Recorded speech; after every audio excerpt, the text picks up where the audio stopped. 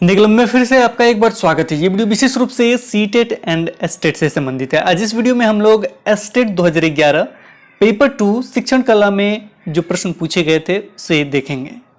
ये एक विशेष वीडियो है अधिगम के सिद्धांत से संबंधित। आज इस वीडियो में अधिगम के सिद्धांत पे पूरी चर्चा है, तो ये बहुत इंपॉर्टेंट है सीटेट के लिए भी और बहुत इंपॉर्टेंट है आपका यूपी टेट के लिए भी। इसके साथ ही ये स्टेट के लिए भी बहुत उपयोगी है, क्योंकि देखा जाए तो एक प्रश्न आपका एस्टेट 2011 पेपर 2 में पूछा गया था। जैसे में क्वेश्चन नंबर आप 1 ही देख रहे हैं। क्वेश्चन नंबर 1 है अधिगम का सिद्धांत प्रतिपादित करने में कोहलर किस जानवर पर प्रयोग किए। कोहलर किस जानवर पर प्रयोग किए थे ये पूछा जा रहा है।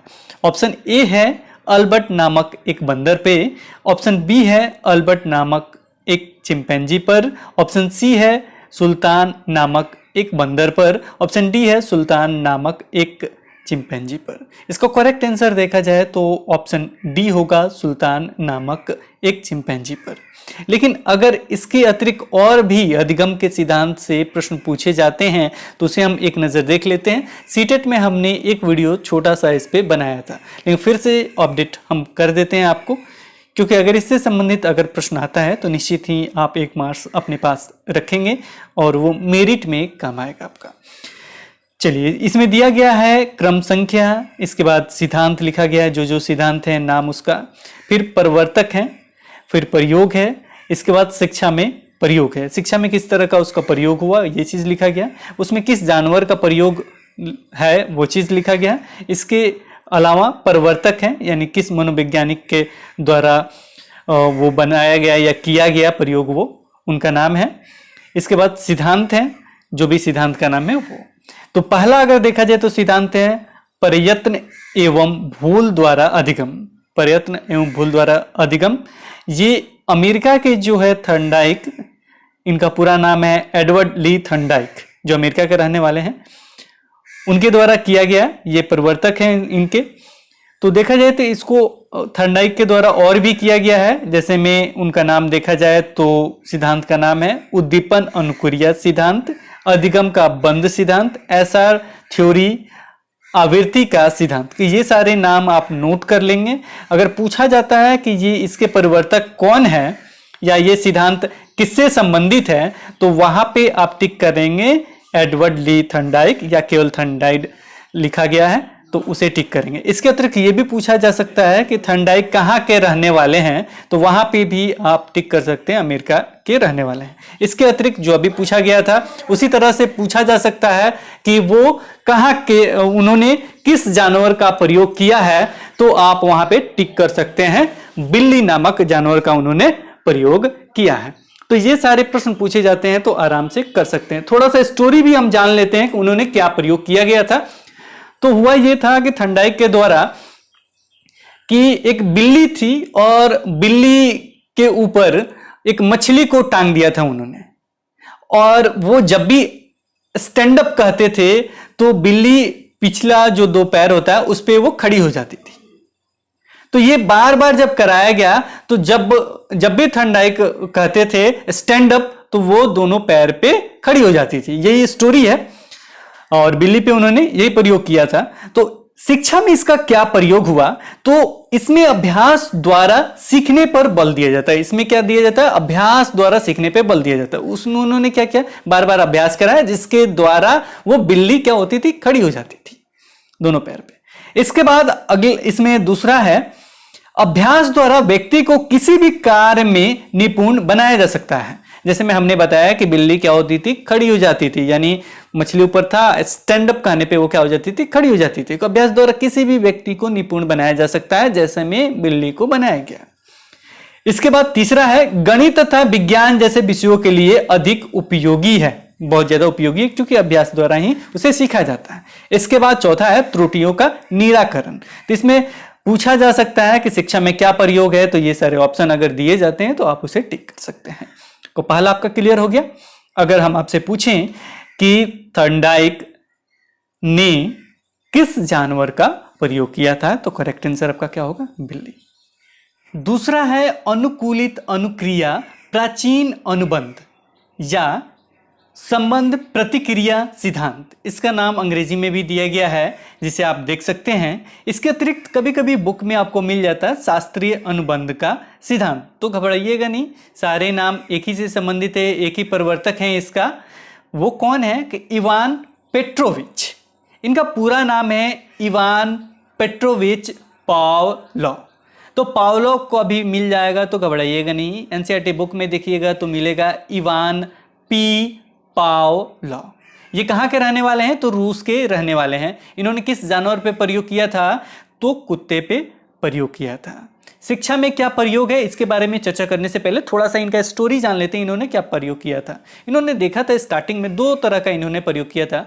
पहला प्रयोग इन्होंने किया था कि जो कुत्ता होता है, अगर वो भूखा है और उसके सामने भोजन का प्लेट आ जाता है, जिसको देख के उसका लार का श्रवण होने लगता है, यानी लार उसके मुंह से बाहर निकलने लगता है। जैसे में आप लोग भी इमली को देखते हैं, लार बाहर निकलने लगता है, वैसे ही सेम कंडीशन उसका था। यानी उसके सामने प्लेट आता था तो देखते हैं उसका लार बाहर निकलने लगता है कि भोजन मिलेगा इसके लिए। तो उन्होंने इसको विस्तार से जानने के लिए एक और प्रयोग किया। एक और प्रयोग में उन्होंने किया क्या, तो एक बॉक्स बनाया। बॉक्स में कुत्ते को जंजीर से बांध दिया और जबड़े में जहाँ से लार बाहर निकलता है उसको मापने, उसको एक पाइप से लगा के बाहर कर दिया। फिर लार को मापने के लिए मशीन वगैरह उन्होंने फिट कर दिया। ये सारे चीज़ उन्होंने बहुत सारे चीज़ लगाए थे। और होता ये था उसमें कि एक घंटी बजती थी। घंटी बजते ही जैसे ही घंटी बजे कुत्ते को भोजन मिल जाता था। घंटी बजा, कुत्ते को भोजन मिल जाता। जैसे भोजन उसको, मतलब घंटी बजा, कुत्ते को भोजन मिलता था, तो उस समय लार का श्रवण हो जाता था। तो ये बार बार प्रक्रिया को किया गया, तो हमेशा लार का श्रवण होता था। उसके बाद आगे चल के उन्होंने क्या किया, घंटी बजती थी लेकिन भोजन कुत्ते को नहीं मिलता था, फिर भी लार का श्रवण होता था। जैसे घंटी बजी, लार का श्रवण हो जाता था। तो यही प्रयोग उन्होंने किया था। और शिक्षा में क्या प्रयोग है, इसे हम देख लेते हैं। इस सिद्धांत से संबंध प्रतिवर्त यानी सहज विधि का जन्म हुआ। प्रतिवर्त यानी सहज विधि का जन्म हुआ। आदत निर्माण, इससे क्या हुआ, आदत का हम लोगों ने निर्माण किया। बहुत इंपॉर्टेंट लाइन है, आदत का निर्माण। उन्होंने क्या किया, आदत डलवाया, यानी घंटी बजी भोजन मिलेगा, यानी लार बाहर कर रहा है। आदत निर्माण, कृत्रिम उद्दीपक के द्वारा भी शास्त्रीय अनुबंध का सिद्धांत संबंध प्रतिक्रिया धीरे धीरे आदत बन जाती है। धीरे धीरे कुत्ते में जैसे आदत बन रही है, शिक्षा में अगर उसका प्रयोग किया जाए वो भी आदत के रूप में ढल जाएगा। इसमें दूसरा पॉइंट है भाषा का विकास। छोटे बालकों को वस्तुएं दिखाकर शब्दों का ज्ञान करवाना। जो भी छोटे बालक होते हैं, वस्तु को दिखाकर शब्दों का ज्ञान कराया जाता है। तीसरा है मनोवृत्तियों का निर्माण। चौथा है बुरी आदतों को त्यागना। ऐसे करके बुरी आदतों को त्यागा जा सकता है। पांचवा है सुलेख एवं अक्षर विन्यास जैसे विषयों के शिक्षण में यह अधिक उपयोगी है। तो ये सारे 4-5 पॉइंट है जिसे आप देख सकते हैं। इससे संबंधित ऑप्शन आएगा को टिक कर दीजिएगा। नाम भी आपको याद हो गया होगा। तीसरा है अंतर्दृष्टि द्वारा अधिगम या गेस्टाल्ट सिद्धांत। यहाँ पे गेस्टाल्ट का मतलब क्या होता है? गेस्टाल्ट जर्मन शब्द है जिसका अर्थ होता है संपूर्ण या समग्रता। इसे अन्य नाम से भी जानते हैं सूझ का सिद्धांत। ये सूझ कहाँ से आया? तो स्टार्टिंग में आपने पढ़ा होगा, जो स्टार्टिंग में भी पढ़े थे, प्रयास एवं त्रुटि का सिद्धांत आपने पढ़ा था। तो ये प्रयास एवं त्रुटि से सीखना ना होके अब सूझ से सीखना होता है। इसके जो प्रवर्तक हैं वो कोहलर हैं, जो अभी आप प्रश्न देख रहे थे इसी से संबंधित था। इसमें मुख्य रूप से नाम आता है कोहलर का, लेकिन इसके अतिरिक्त और भी नाम इसमें आते हैं। कुफ्का, वर्दाइमर, जो जर्मनी के रहने वाले हैं। इसमें जो जानवर प्रयोग किया गया था, सुल्तान नामक एक चिंपैंजी था, उसका प्रयोग किया गया है। इसमें इन्होंने बनमानुस का भी प्रयोग किया गया है। तो इसमें देखा जाए तो स्टोरी क्या है उसे एक बार हम देख लेते हैं। स्टोरी ये था कि एक चिंपैंजी को, यानी सुल्तान नामक चिंपैंजी को एक कमरे में बंद कर दिया जाता है। 2 तरह के स्टोरी आपको पढ़ने को मिलेगा। पहले स्टोरी में एक चिंपैंजी को एक कमरे में बंद कर दिया जाता है और वहां पे केला ऊपर रखा जाता है, जिसे हाथ से मतलब चिंपैंजी पकड़ के उसे नहीं तोड़ सकता है। उसमें 2 छड़े मिलती है, उस छड़े को लास्ट में क्या करता है, प्रयास करते रहता है, फिर सूज अपना दिमाग लगा कर सूज लगाता है, फिर उसको मतलब जो भी 2 छड़े रखी गई हैं दोनों को जोड़ के वो केला प्राप्त कर लेता है। एक और स्टोरी मिलता है कि एक बनमानुस है और उन्होंने क्या किया था, केले सेम है कंडीशन, केला ऊपर रखा गया नहीं मिलता है, तो बॉक्स 2-3 बॉक्स रखा रहता है बगल में, उस बॉक्स के एक के ऊपर एक बॉक्स लगा देते हैं, फिर उस पर चढ़ के वो केला प्राप्त कर लेता है। तो ये कहा गया कि सूज का ये सिद्धांत है, लेकिन अक्सर देखा जाए तो आपको सुल्तान नामक चिंपैंजी को ही टिक करना है, उसी से संबंधित है ये। अब इसमें देखा जाए तो शिक्षा में क्या प्रयोग किया जा सकता है, तो स्वयं समस्या का हल प्राप्त करने के लिए प्रेरित करना, स्वयं समस्या का हल प्राप्त करने के लिए प्रेरित करना, यानी आपको स्वयं किसी भी चीज को, इसमें आपने स्टोरी में क्या समझा, स्टोरी में था कि जो भी चिंपैंजी था ना वो स्वयं कार्य किया, स्वयं उस केलों को प्राप्त किया, किसी ने नहीं सिखाया लेकिन सूझ के द्वारा वो प्राप्त किया। इसी तरह स्वयं समस्या का हल प्राप्त करने के लिए प्रेरित करना। दूसरा, छोटे बालकों के समक्ष वस्तु प्रस्तुत करने पे वे आवश्यक संबंधों का प्रत्यक्षीकरण शीघ्र कर लेते हैं। तो ये 2 पॉइंट है इसमें। अब आगे बढ़ते हैं। चौथा है क्रिया प्रसूत अनुबंध का सिद्धांत, जिसे अन्य नाम से जानते हैं सक्रिय अनुबंध का सिद्धांत या नैमित्तिक अनुबंध। देखिएगा 2 जगह अनुबंध आपका आ रहा है, एक तो अनुबंध आपने कहाँ पढ़ा, यहाँ पे पढ़ा प्राचीन अनुबंध, कोई इसमें प्राचीन अनुबंध आएगा या शास्त्रीय अनुबंध आएगा, तो ये अलग है और इनका अनुबंध अलग आएगा। यहाँ क्रिया प्रसूत इनका नाम ज्यादा आता है या नैमित्तिक अनुबंध भी आता है। ये स्किनर के द्वारा किया गया है, पूरा नाम स्किनर का है, ब्यूरहस फ्रेडरिक स्किनर हैं जो अमेरिका के रहने वाले हैं। इन्होंने 2 जानवरों पे प्रयोग किया है, एक कबूतर पे और एक चूहा पे। यहाँ हम एक स्टोरी आपको चूहा वाला समझा देते हैं, सेम कबूतर पे भी था। देखिए चूहा पे इन्होंने प्रयोग क्या किया था, एक बॉक्स इन्होंने बनाया, उस बॉक्स को हम लोग स्किनर बॉक्स के नाम से जानते हैं। उस बॉक्स में एक लीवर था, चूहा भूखा चूहा को उसमें रखा गया, चूहा बाहर निकलने के लिए पूरा इधर उधर भाग दौड़ कर रहा था, उसको समझ में नहीं आ रहा था कि कैसे हम बाहर निकले, को चारों तरफ दौड़ लगा रहा था। एक लीवर था उसमें, उस पर उसका पैर पड़ा और जैसे लीवर पे पैर पड़ा उसको भोजन मिल गया। फिर ऐसे ही पूरा घूमने लगा, लास्ट में क्या हुआ, फिर से एक बार गलती से लीवर पे पैर पड़ा, उसको भोजन मिल गया। इसी तरीके से होते होते बहुत कम समय लगाने लगा, लास्ट में क्या हुआ कि लीवर पे पैर रखता था उसको भोजन मिल जाता था। यही स्टोरी है। इसमें देखा जाए तो शिक्षा में क्या प्रयोग है, को किसी भी अच्छे कार्य के लिए सकारात्मक पुनर्बलन देकर उसे प्रोत्साहित करना चाहिए। अब यहाँ पे पुनर्बलन की चर्चा हो रही है, को थोड़ा सा पुनर्बलन भी देख लेते हैं, रेनफोर्समेंट भी देख लेते हैं। रेनफोर्समेंट 2 तरह का आपको देखने को मिलेगा इसमें, एक होता है सकारात्मक, एक होता है ऋणात्मक, नकारात्मक जिसे नाम दे सकते हैं, लेकिन एक होता है आपका सकारात्मक पुनर्बलन। जैसे में अगर कोई बच्चा अच्छा कर रहा है, कोई प्रश्न आपने पूछा और बच्चे ने जवाब दे दिया, तो आप क्या कहते हैं, बहुत अच्छा, तो ये एक पुनर्बलन है, ये रेनफोर्समेंट है, मतलब सकारात्मक रूप से आपने कहा बहुत अच्छा। तो वही चीज इसमें लिखा गया, किसी भी अच्छे कार्य के लिए सकारात्मक पुनर्बलन देकर उसे प्रोत्साहित करना चाहिए, एवं किसी भी गलत कार्य के लिए ऋणात्मक पुनर्बलन देकर उसे घटाना चाहिए। तो ये चीज इन्होंने किया। ये 4 नंबर था। अब थोड़ा फास्टली चलेंगे क्योंकि अब वीडियो को क्लोज भी करना है। 5वां प्रबलन का सिद्धांत। इसमें देखा जाए तो न्यूनतम आवश्यकता का सिद्धांत है, ये अन्य नाम से जानते हैं, विधिक सिद्धांत के नाम से भी जानते हैं। इसके प्रवर्तक हैं C.L. हल। इन्होंने किस जानवर पर प्रयोग किया था, कुछ चूहे पे किया था। इसमें देखा जाए तो शिक्षा में प्रयोग है आपका व्यक्तिगत शिक्षा पर बल दिया गया है। दूसरा, शिक्षक को विषय वस्तु तथा अधिगम को दोहराने पर बल देना चाहिए ताकि बालक की आदत को बेहतर बनाया जा सके। तो ये हो गया आपका 5वां। अब आगे बढ़ते हैं, ये हो गया आपका 6ठा देखा जाए तो ये है आपका, केवल नाम दिया गया है इसमें, अनुकरण द्वारा अधिगम। ये नाम है आपका हेगर टी। सातवां है आपका अधिगम का प्राकृतिक दशा सिद्धांत, जिसे अन्य नाम से जानते हैं क्षेत्र सिद्धांत या तलरूप सिद्धांत। इनके प्रवर्तक हैं कुर्ट लेविन, जो जर्मन के रहने वाले हैं। तो इससे ज़्यादा अभी प्रश्न नहीं आए, लेकिन नाम याद रखिएगा, लिखना चाहें तो आप लोग लिख लीजिए। इसमें व्यवहार पर जोर देते हुए अभिप्रेरणा का प्रयोग किया गया है।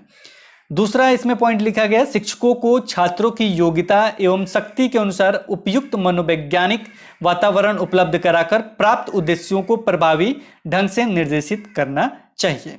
तो ये हो गए 7। अब 8वें पे चलते हैं। 8वां है स्थानापन्न प्रतिस्थापन समानता का सिद्धांत। इसके प्रवर्तक है एडविन गुथरी। शिक्षा में इसका क्या प्रयोग है? शिक्षक को उत्तेजना एवं अनुक्रिया के मध्य अधिकतम साहचर्य स्थापित कर अधिगम की प्रक्रिया को प्रभावशाली बनाना चाहिए। इसके बाद अगला है 9 नंबर, अभिव्यक्त अधिगम चिन्ह आकार चिन्ह पूर्णांकारवाद संभावना सिद्धांत प्रतीक अधिगम अप्रकट अधिगम।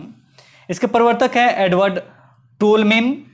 इन्होंने जानवर प्रयोग किया था चूहा। शिक्षा में इसका प्रयोग है अध्यापक द्वारा इनाम एवं दंड को उद्देश्यों को प्राप्त करने के लिए प्रयोग करना चाहिए। दूसरा है सीखना ज्ञानात्मक मानचित्र बनाना है। इसके बाद अगला है अन्वेषण का सिद्धांत। ये है आपका जेरोम एस ब्रूनर। अगर देखा जाए तो शिक्षा में इसका प्रयोग है अध्यापकों को बच्चों में अधिगम के प्रति रुझान पैदा करना चाहिए। दूसरा है विषय वस्तु को प्रभावी क्रमबद्धता के साथ प्रस्तुत करना चाहिए। इसके बाद अगला देखा जाए तो आपका है आशुबेल प्रवर्तक है उसके 11 नंबर, शाब्दिक अधिगम का सिद्धांत प्राप्त अधिगम का सिद्धांत। इसके प्रवर्तक हैं आशुबेल। शिक्षा में इसका प्रयोग है विषय वस्तु को विद्यालय परिस्थितियों में प्रस्तुत करना चाहिए। दूसरा है यह महाविद्यालय स्तर के लिए उपयुक्त है। इसके बाद 12वां देखा जाए तो है अधिगम सोपानिकी सिद्धांत। इसके जो प्रवर्तक हैं वो है रॉबर्ट गेने। इसमें देखा जाए तो शिक्षा में प्रयोग क्या है को अधिगम द्वारा संचयी होता है। अधिगम की क्षमताओं के 8 प्रतिमान हैं। इसे याद कर सकते हैं आप लोग। संकेत अधिगम, उद्दीपक अनुक्रिया अधिगम, गत्यात्मक श्रृंखलन, शाब्दिक श्रृंखलन, अपरवर्त विभेदन, संप्रत्यय अधिगम, अधिनियम अधिगम और 8वां है समस्या समाधान। ये देखा जाए तो आपका यूपी टेट के लिए मुख्य रूप से है, वही थ्योरी से ज्यादा प्रश्न पूछते हैं।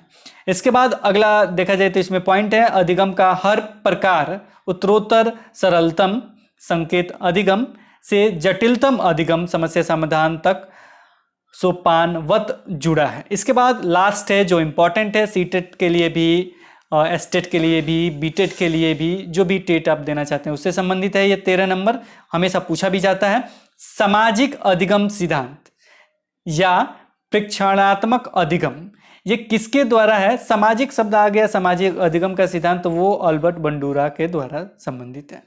अब इसमें क्या कुछ इंपॉर्टेंट है ये थोड़ा सा हम बता देते हैं आपको, फिर शिक्षा में उपयोग देखेंगे। जैसे में आपने देखा होगा कोई मूवी आती है, मूवी आने के बाद उसका एक्टिंग वगैरह बच्चे एब्जॉर्व कर लेते हैं, उसी तरह का एक्टिंग करते हैं। जैसे हेयर स्टाइल वगैरह आपने देखा होगा, तेरे नाम गजनी, ये सारे वो लोग कैप्चर कर लेते हैं, वैसे कर लेते हैं। कोई ये किसके द्वारा है? अल्बर्ट बंडूरा का। और ये किससे संबंधित है? सामाजिक अधिगम, यानी समाज से सीखा, वीडियो से सीखा, फिल्म से सीखा। नाम याद हो गया। इसी तरीके से और भी जो ऊपर के हैं उसे याद कर लीजिएगा। हमको ज़्यादा इंपॉर्टेंट नहीं लगा क्योंकि हमने सीटेट यूपीटेट में तो होगा, सीटेट और एस्टेट में हमने नहीं देखा है, इसलिए हम तेज़ी से निकल गए। लेकिन कोशिश कीजिएगा थोड़ा बहुत आप याद रखें, नाम और प्रवर्तक जरूर याद रखें, यानी सिद्धांत का नाम प्रवर्तक। तो अल्बर्ट बंडूरा मतलब सामाजिक अधिगम का सिद्धांत। सामाजिक अधिगम सिद्धांत मतलब बस नकल करना, वीडियो वगैरह देख के नकल करना। चलिए इसमें देख लेते हैं शिक्षा में प्रयोग।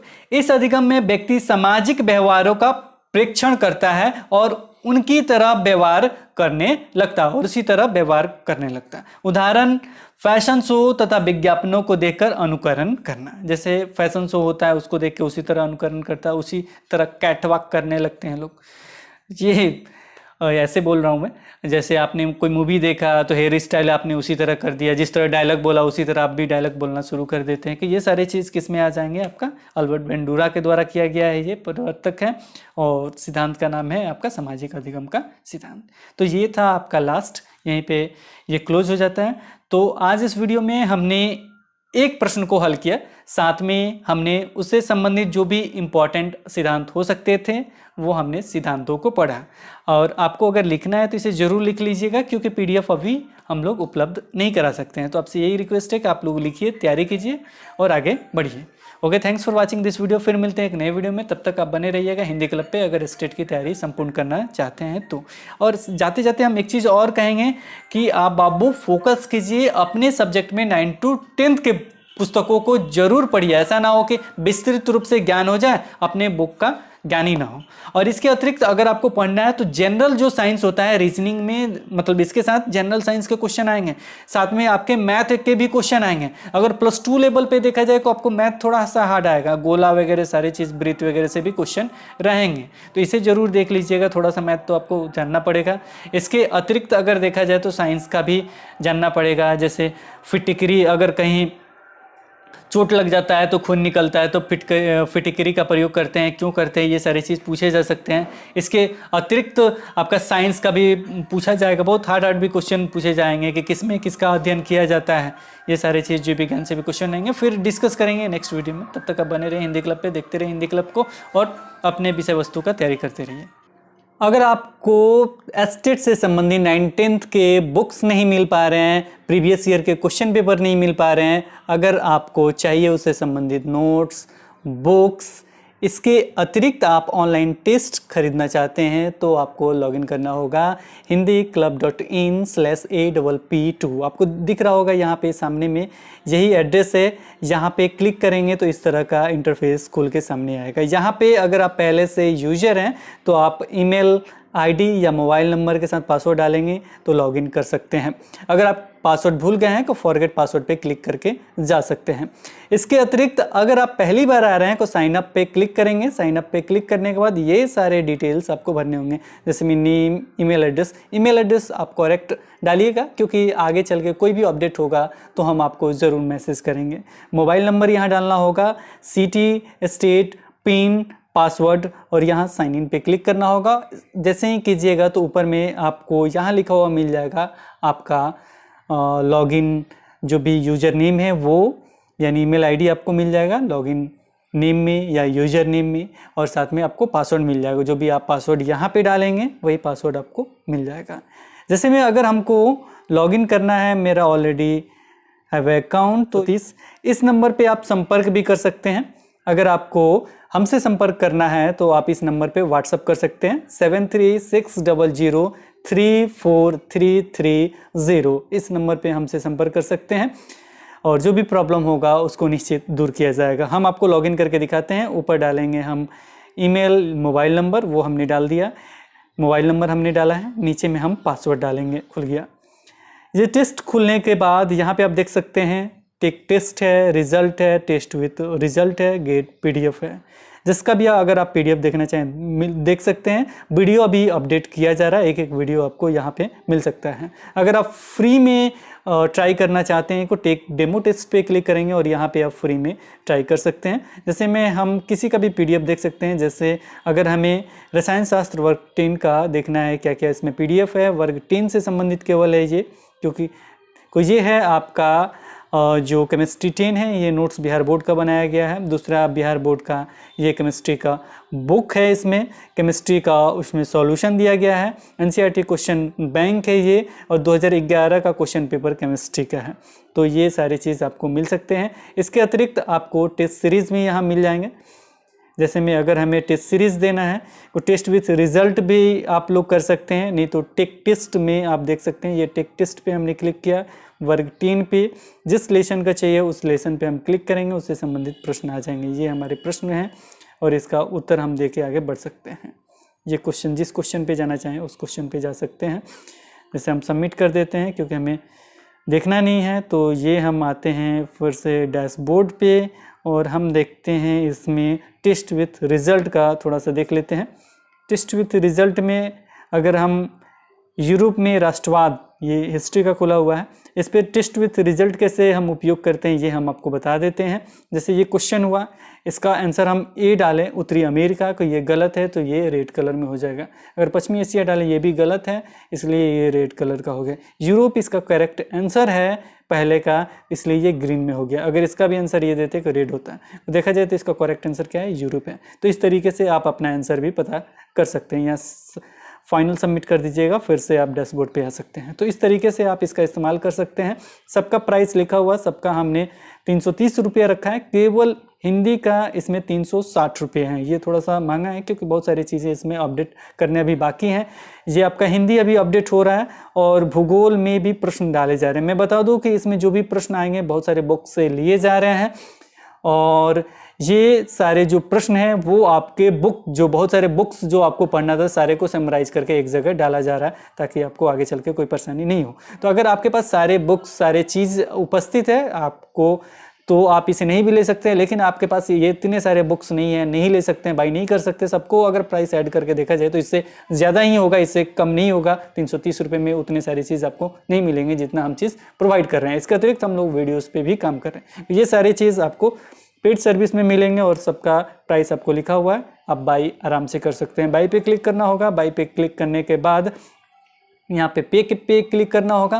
पे क्लिक करने के बाद जब भी रन कर रहा है आपसे यहाँ पे डिटेल्स मांगेगा कार्ड का। यहाँ कार्ड नंबर डालिए, एक्सपायरी डेट डालिए, CVV डालिए, नेम ऑन कार्ड डालिए, फिर पे नाउ पे क्लिक कीजिए, फिर OTP जाएगा, OTP को सबमिट कीजिए और ये टेस्ट आपको मिल जाएगा जिस टेस्ट पे आप क्लिक करेंगे। ये क्लास 10th का है, जल्दी आगे भी अपडेट करेंगे।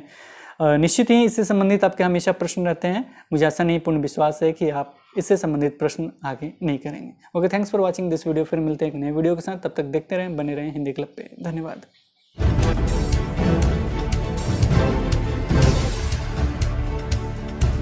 सब्सक्राइब कीजिए हिंदी क्लब को, दबाइए इस बेल आइकॉन को ताकि हमारा वीडियो आपको मिले सबसे पहले। शेयर करें अपने दोस्तों के साथ ताकि वो भी इसका लाभ उठा सके। ये सब बिल्कुल